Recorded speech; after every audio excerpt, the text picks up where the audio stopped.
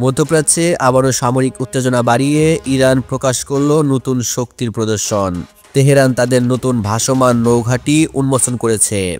সঙ্গে পুনরায় কমিশন করা হয়েছে সেই শাহানান্দ ডেস্ট্রয়ার, যা গত বছর মেরামতের সময় উল্টে গিয়ে ডুবে গিয়েছিল।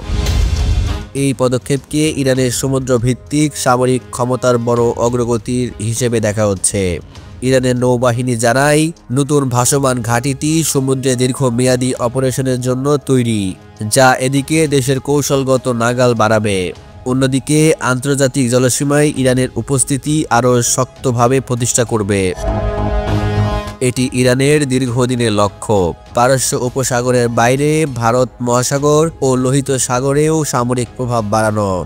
কিন্তু সবচেয়ে বড় আলোচনার জন্ম দিয়েছে শাহানান্দ ডেস্ট্রয়ার, যা গত বছরে ডকইয়ার্ডে মেরামতের সময় উল্টে গিয়ে ডুবে যায়।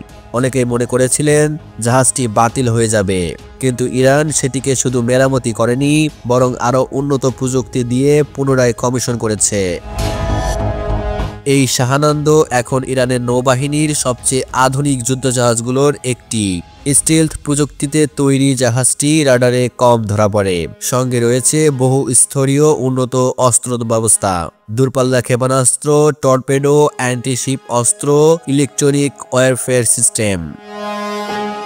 ইরান বলছে এগুলো তাদের সম্পূর্ণ দেশীয় প্রযুক্তিতে তৈরি, যা আন্তর্জাতিক নিষেধাজ্ঞার মধ্যেও সামরিক সক্ষমতার বৃদ্ধির প্রমাণ। বিশ্লেষকদের মতে এই জাহাজ ও ভাসমান ঘাঁটির সংযোজন ইরানকে সমুদ্রে আরও আক্রমণাত্মক কৌশল নিতে সাহায্য করবে, বিশেষ করে হরমুজ প্রণালী, যেখানে বিশ্বের 20% তেল পরিবহন করা হয়। সেখানে ইরানের কৌশলগত শক্তি আরও বর্ধিত হবে।